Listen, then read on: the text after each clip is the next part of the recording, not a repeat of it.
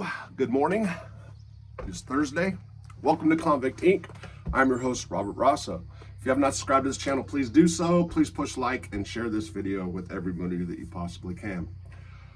I woke up this morning and watched an episode of Tucker Carlson talking about his views on narcotics changing or whatever. Was what it was primarily about. He was interviewing somebody, and for whatever reason, it made me think of the first person I knew who snitched. And I'm tied into this story, so I'll go ahead and put it out there. Some people like the Catalina story that I did about my first bust. There's more of those coming, by the way. But I just thought I would go back and tell a little story about the first person that I knew who was my connector, I was close with, that rolled over, and how it really didn't amount. Well, I'll go ahead and say it. I've said before to people that I'm from Southern California, specifically a town called San Pedro. It's the port of Los Angeles, harbor area, if you will. Other side of Long Beach. Terminal Island connects San Pedro and Long Beach together, for those of you that don't know, so it's Long Beach area. When I was a kid, drugs were plentiful, starting in junior high school. Really, but let's just say that my freshman or not freshman, so that was the 9th grade year, and my sophomore year at San Pedro High. Cocaine and weed were just as readily available. I met a guy named Tim who was 2 years older than me, maybe even 3. So I was younger for my class. I started a year early, so everybody was a year older than me. So the people in the grade above me would be 2. So Tim would probably be about 3 years older than me. I was 15 when I first met him, and this guy had a house in South Shores in San Pedro. Lived with his mom. Mom was a single parent, the cool mom, if you will. He had an older brother that was into the drug scene. He was still in high school. He dropped out of high school and started a drug business that was just, for a teenager, it was phenomenal. And what I'm saying is, this guy his connect would bring trash bags full of marijuana. And when the coke started, it came, I believe, in 5 to 10 kilos at a time. And this happened very, very quickly, within a year for sure, if not less. But Tim had a house that you really didn't need to call. Nice neighborhood. If he didn't have a clientele base of 50 people coming over a day, that might be an understatement. This was the guy to go to in San Pedro if you were most of us were white. It seemed like back in the day, but he was a surfer, popular. This guy had our age group locked, okay, arguably. So I began getting weed from Tim at first, in the, I don't know, anywhere from quarter pounds to pounds. He fronted me whatever I wanted. I was always a good pay. I went to his house one time, and I was 17, maybe right before I turned 17, come to think of it. And he asked me what I can do with some cocaine. Now, I had already had a run with coke back when I was 15, and I started freebasing it. And for a while, I stopped doing it altogether. My customer base, or clientele, whatever you want to say, was probably, I would say 30 people. I would say 30 people at that time. Again, so I was younger. I was in the popular crowd. I surfed, didn't go to school much, so I was easily accessible to find and sell weed to, or to buy weed from.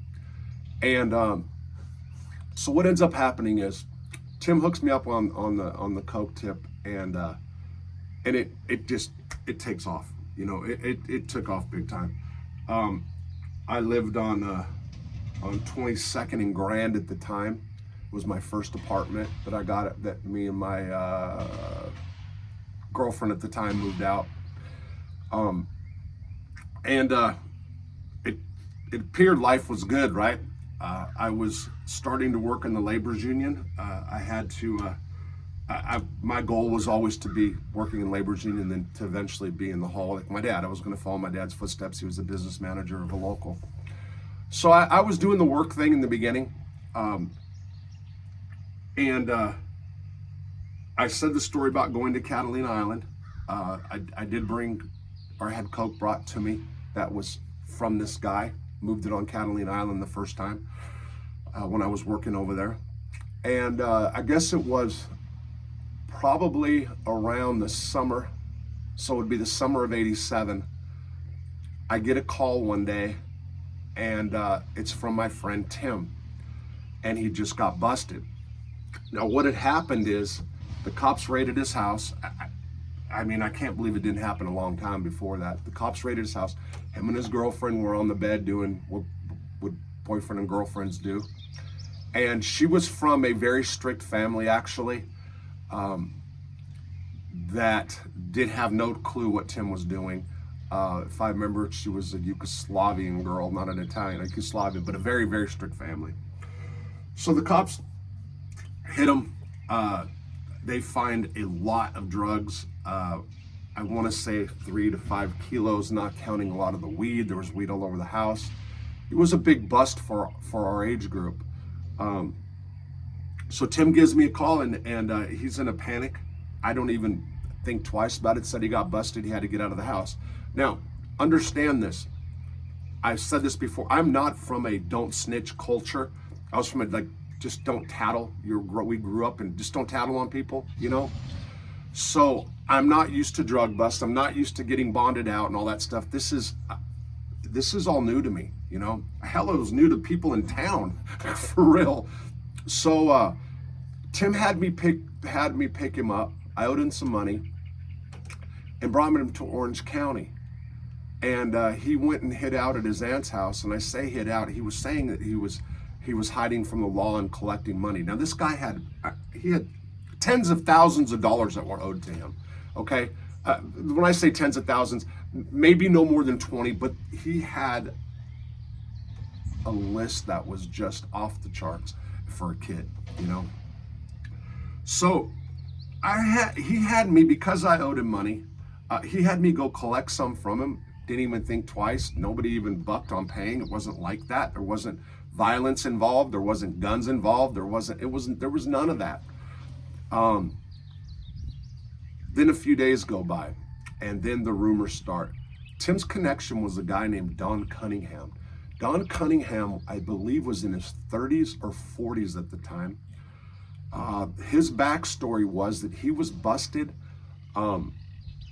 was put in a LA County jail, and was sexually assaulted repeatedly for some days, got a big lawsuit out of it, and came out of that and invested however much money he got into drugs. And this guy was huge for our area at the time. So I guess he was running Tim like 10 keys at a pop. I don't know how many pounds. Like I said, the weed would actually come in garbage bags. Several of them, you know, like out of a trunk of a car. I mean, there was garbage bags full. So, and it, you know, from all different kinds, from Thai stick back in the day to skunk to regular cess, it was all over the place. So Don Cunningham was a known homosexual who, weirdly and oddly enough, I was thinking about this, had a teenage boy living with him. And I'm talking like 14, 15. Now, this guy wasn't in the limelight, this Don dude. He lived in a nice area. Maybe it was his parents' house too, I'm not even sure. But he didn't deal with very many people. People knew what he did. They knew he was even Tim's connection. He dropped by there and dropped stuff off when people in the house was, I mean, there would be 20 people in this dude's house, you know? I mean, there'd be 20 people sitting around, and Tim had a bedroom that he actually put into a waiting room before you go into his bedroom to buy stuff. And he would be laying in bed, kind of like with the robe on type of deal. Maybe that's where, actually my first big co-connect after this was a guy named Ken. And that he wore a robe a lot. So I started wearing a robe a long time ago, to be honest. But Tim got to the point where he wouldn't even weigh dope up. He'd have somebody weighing up drugs in the cell. He got to be that guy. But we end up finding out that Don gets busted. So it didn't take much to figure out that it was Tim, and nobody cared. I'm telling you, I look back on it now, it wasn't like, oh, that Tim was a rat. It was more like the homosexual went down, to be honest. It was kind of crazy looking back. And what Tim did is he ended up moving out. He went up to Humboldt. He went to school up there. And then next thing you know, he's got a brand new SUV and he's bringing back the kind bud, we used to call it. So top grade weed out of Humboldt. So he went up to Humboldt and he met people up there. Did not sell coke anymore, but for years later, moved a bunch of good weed. He'd come back down. So a lot of the growers, if people don't know, back in the day, I don't know, I don't know. We watch stuff on TV now, it's different. But back in the day, these guys would grow. They would come down and they'd have their little circles, and you had to have money. There wasn't no fronting to those guys up in Humboldt County, from those guys up in Humboldt. I mean, they might front to you while they're in town doing their rounds. I even remember, and this is off the subject, a dude named Scotty that I met that was up in the Triangle. This guy actually had green fingers from cutting and pruning. Literally, he had green fingers. And on that story, later on in life, they had a Fed, I think, it killed one of the fields, and that's where that guy disappeared and left the country or whatever. But anyway, back to Tim. So Tim, it was well known that Tim was a rat. Yes, there were some guys that said they didn't fuck with them or whatever, but to be honest, he closed his clientele. He made it smaller, and he just had a few people that he was bringing that he can drive down from up north from and sell to. So those guys that were saying that, even, they really didn't have access to him.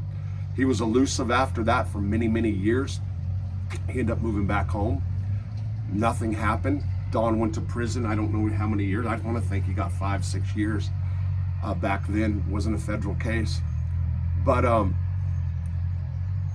I think this story I tell people my background and how the violence wasn't involved. And I think this all kind of coincides with that. But it's a real trip. And I will say this, get out of prison all these years later, and was in that drug circle here for a couple of years, and nobody cared about informants. Nobody. I don't know what you guys have got going on in certain streets and certain areas. I'm telling you right now that even back this way, people know that guys have told, people have told, and they find a way to somehow justify it because they're the plug again, they're selling again, and they just want the drugs from them. Yeah, I guess some guys will get beat, or somebody will beat somebody and they'll say, oh, he was a rat. But in general, it's just so crazy looking at it, how after people are known to snitch, and I go back to Tim the first time, and I just think about how crazy that was as a kid. People were more messed up about losing that easy access connection. Not to say there wasn't a bunch more, not to say that the life didn't go on in the drug circle after Tim got busted, but it was just, I am telling you, it was in all ages, from people in their adults that had kids were going to his house to kids ourselves. And nobody cared. And I'm not even sure the point of this video. It's not that nobody cared. I was just telling a story about Tim, but it's a trip. Nobody cared, man. Nobody even blinked twice. Little bit of talk about, oh, Tim was this and that. It was about it. Anyway, I think I'm gonna do another video today, and look for a live tonight. Look for a live tonight. Take care.